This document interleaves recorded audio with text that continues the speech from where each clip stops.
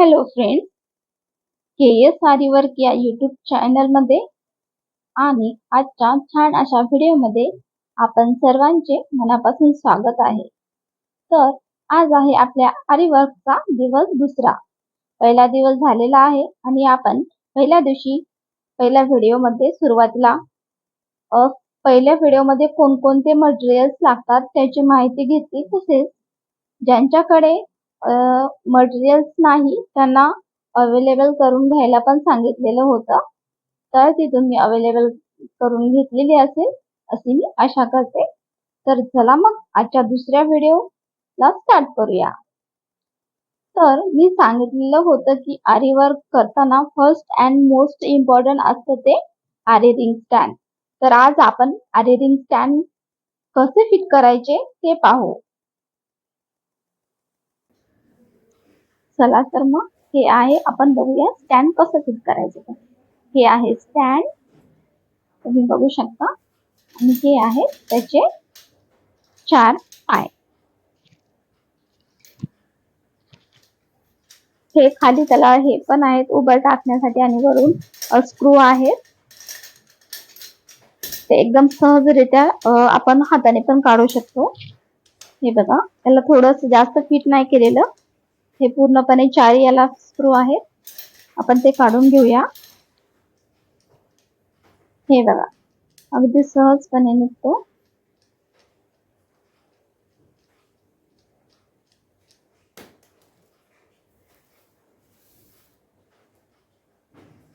हे बघा, मध्ये जे होल आहे ना त्याच्यामध्ये तो स्क्रू फिट केलेला होता. अशाच पद्धतीने आपण बाकीच्या उरलेल्या तिन्ही पण पायाचे स्क्रू आपण काढून घेऊया. आणि अगदी सहज सोप्या पद्धतीने स्टँड आपल्याला कोणाचीही मदत न घेता आपल्याला हे स्टँड उभं करता येतं. आणि कोणत्याही साहित्याची फिटिंगसाठी गरज नाही, आपण साध्या हाताने पण करू शकतो. एवढं काही हे नाहीये, एवढं एकदम हाताने पण व्यवस्थित टाईट करता येतं. हे बघा, आणि जर हे जी आहे माझ्याकडे रिंग 18 इंचची, तुम्ही पण 18 इंचची घ्या, कारण की या स्टँड मध्ये ती व्यवस्थित बसते. नाहीतर जर 16 किंवा 14 तर मग आपल्याला होतं. या होल मध्ये आपल्याला ते स्क्रू फिट करायचे आहेत. या स्क्रूने कमी जास्त पण करता येते हे स्टँड, कारण की रिंग आपल्याला ज्या पद्धतीची ज्या साईजची रिंग आहे त्या पद्धती ज्या साईजची रिंग आहे त्यानुसार आपल्याला कमी जास्त करून रिंग अटॅच करता येते स्टँडला. तर तुम्ही बघू शकता. तर आता ही समोरची साईज आहे, म्हणजे वरची साईड आहे, सॉरी. आता याला ही आपण बॅक साईडनी फिरवूया. हे बघा, ही समोरची साईड आहे, याला बॅक साईडनी पलटी मारून ठेवायचं आहे, कारण की आपल्याला कुणाची मदत न घेता हे फिट करायचं आहे. तर याच पद्धतीने व्यवस्थित फिट करता येतं.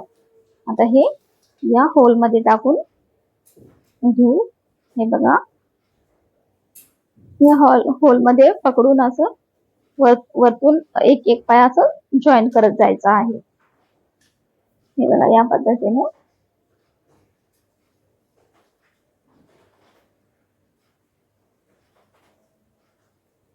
एकदम सहजरित्या फिट होऊ शकतो. बाकीचे उरलेले तिन्ही पण आता आपण करून घेऊया.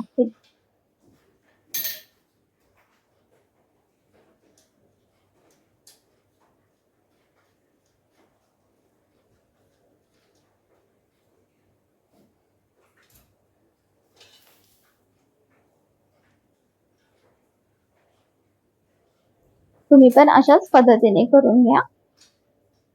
जर कुणी असेल मदतीला तर आपण समोरील साईडनी पण करू शकतो. पण सध्या मी इथं कोणीच नसल्यामुळे मी माझ्या स्वतः केलेलं कधीही चांगलं, कारण की वेळेवर कुणी असतं कुणी नसतं.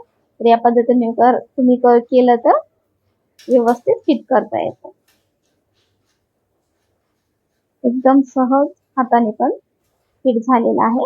हे बघा, आपलं पूर्णपणे फिटिंग झालेलं आहे. एकदा चेक करून घेऊ व्यवस्थित फिट आहे की नाही. तर जेवढं फिट असेल तेवढं आपलं स्टँड हलणार नाहीये. एकदम व्यवस्थित स्टँड राहील.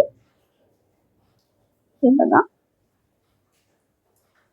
याला तो पलटी मारून उभं करून घेऊ. हे बघा, आपलं स्टँड आता अटॅच झालेला आहे. पूर्ण पाय पण 4 लावून झालेले आहेत. तुम्ही पण याच पद्धतीने केलं तर व्यवस्थित करता येतं. हे बघा, जर कोणता एखादा जर पाय जर हालत असेल तर तो फिट झालेला नाही व्यवस्थित असं समजून परत एकदा चेक करा.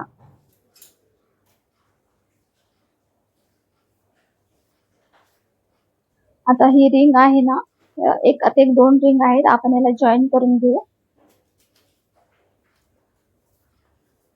जॉईन करायला थोडंसं हार्ड जातं, तरी पण ते आपल्याला करावंच लागणार. एवढं काय नाही. तो बाजूला जो स्क्रू दिलेला आहे तो थोडासा लूज केल्याच्या नंतर रिंग बसून घ्यायची आणि परत टाईट करून घ्यायचा, म्हणजे आपली रिंग निघणार नाहीये. कापड असो किंवा असं पण.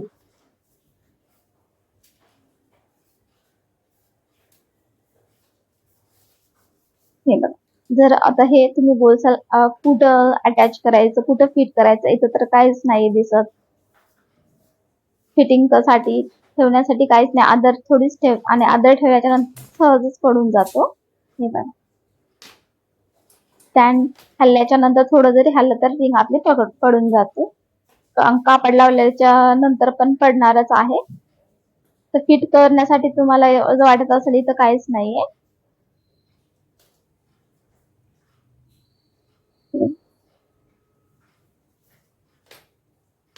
ना,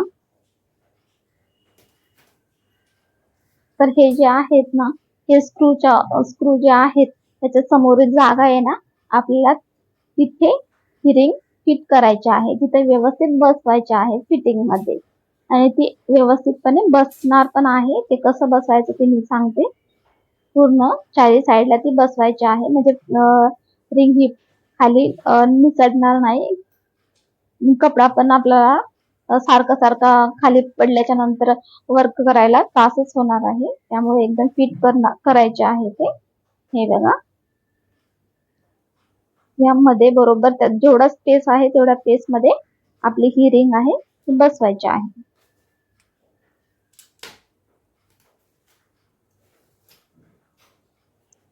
बघा, 4 बाजूने व्यवस्थित बसून घ्यायचं आहे.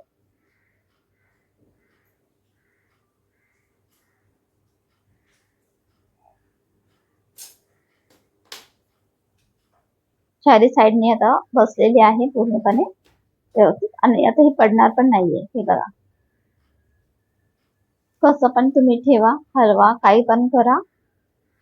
थोडं अगोदर जर फक्त ठेवलेली असल्याच्या नंतर थोडस हालचाल झाल्याच्या नंतर पडत होती, पण आता एकदम व्यवस्थित फिट झाल्याच्या नंतर आरी वर्क करताना पण व्यवस्थित करता येतो, रिंग जर स्टँड फिट असेल तर. आणि दुसरी गोष्ट म्हणजे आपली जी रिंग आहे ना, तर ती आहे लाकडी रिंग. तर स्टँड मध्ये बसवल्याच्या नंतर त्याला स्क्रू आहेत, आणि ती स्क्रू मध्ये बसवल्याच्या नंतर टाईट वगैरे होते, आणि त्याच्यामुळे ते लाकडी असल्यामुळे एकदम पातळ आहे, त्याच्यामुळे ते खराब पण होऊ शकते.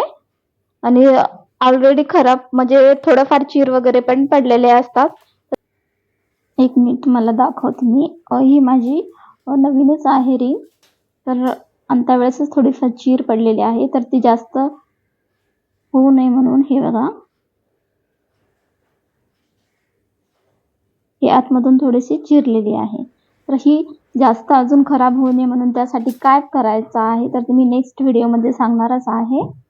तर आपण त्याला एक कापड जॉईन करणार आहोत. तो कशा प्रकारे जॉईन करायचा आहे, कशा प्रकारे त्याला स्टेपच्या साहाय्याने किंवा ग्लूच्या साहाय्याने चिपकवायचा आहे, त्यानुसार आपली रिंग ही व्यवस्थित राहील, आणि त्या कापडामुळे आपला दुसरा ब्लाउज पीस पण खराब होणार नाही. हे पण आहे, कारण की या लाकडामुळे ते ब्लाउज पीस पण आपला फाटू शकतो. तर त्यासाठी आपण त्या नेक्स्ट व्हिडिओमध्ये मी सांगेलच नक्की की रिंगला दुसरा कापड आहे तो कसा जॉईन करायचा आहे. तर